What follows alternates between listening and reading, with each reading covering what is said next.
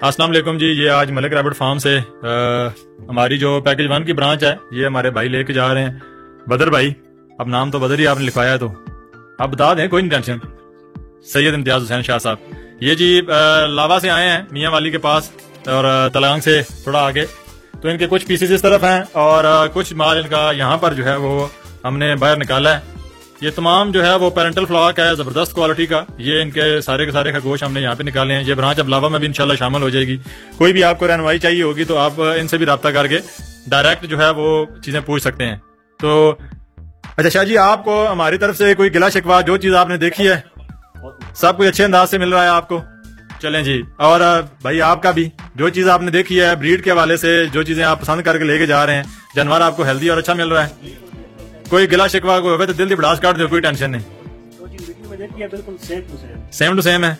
चलें जी, अल्लाह पाक आपके कारोबार में बरकत अता फरमाए। इनकी अभी हम पैकिंग करवाते हैं और पैकिंग के बाद मजीद जो है वो इनका स्टॉक, इनको केजेस वगैरह भी दिए जा रहे हैं, वो भी आपको दिखाते हैं कुछ देर में। ये इनका बाकी सामान है जिसके अंदर कुछ फीड के बर्तन है इम्पोर्टेड। ये देखें, खुराक के बर्तन इनको दिए जा रहे हैं, पिंजरा है और प्लास्टिक की फ्लोरिंग है। तो आप लोगों के लिए भी यही रिक्वेस्ट है कि आप लोग अगर खरगोश फार्मिंग करना चाह रहे हैं तो प्लास्टिक फ्लोरिंग को लाजमी इंस्टॉल करें। अगर आप प्लास्टिक फ्लोरिंग और ये एसेसरीज प्लास्टिक के अंदर इंस्टॉल नहीं करते हैं तो आप पैसे भी ज्यादा खर्च करते हैं और आपको बाद में नुकसान भी होता है। तो इंशाल्लाह मलिक रैबिट फार्म आपको हर तरह की गाइडेंस प्रोवाइड करेगा। जो भी इन्फॉर्मेशन आपको चाहिए हो आप ले सकते हैं। बहुत शुक्रिया, अल्लाह हाफिज।